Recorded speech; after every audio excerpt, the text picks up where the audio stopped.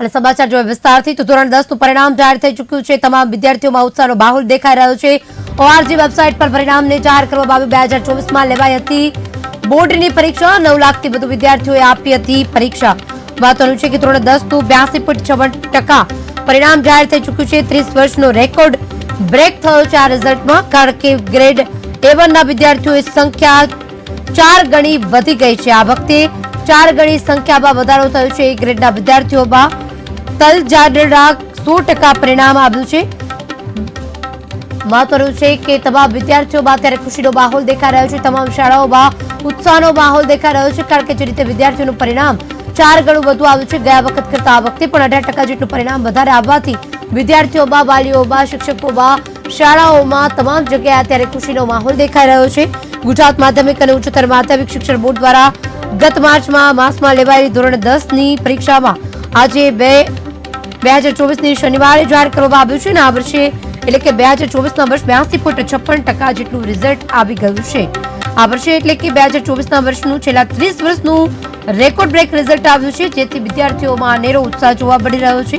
2023 કરતા આ વર્ષે 17.94% જેટલું પરિણામ વધી ગયું છે।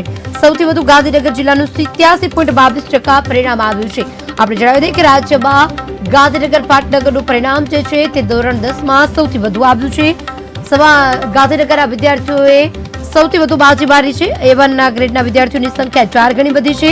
ગત વર્ષ કરતા A1 ના ગ્રેડ મેળવનારની સંખ્યામાં 6111 વધુ થઈ ગઈ છે, જ્યારે આ વર્ષે A1 ગ્રેડ મેળવનાર વિદ્યાર્થીઓની સંખ્યા 23,247 પહોંચી છે।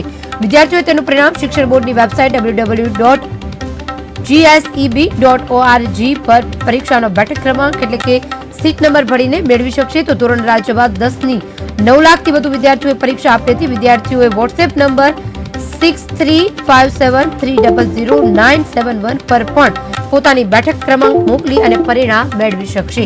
હજુ પણ જેની વેબસાઇટ ખુલતી ન હોય તેઓ આ નંબર પર વોટ્સએપ કરી અને પરિણામ મેળવી શકશે, જેનો નંબર ફરીથી જણાવવામાં આવી રહ્યો છે 6357300971।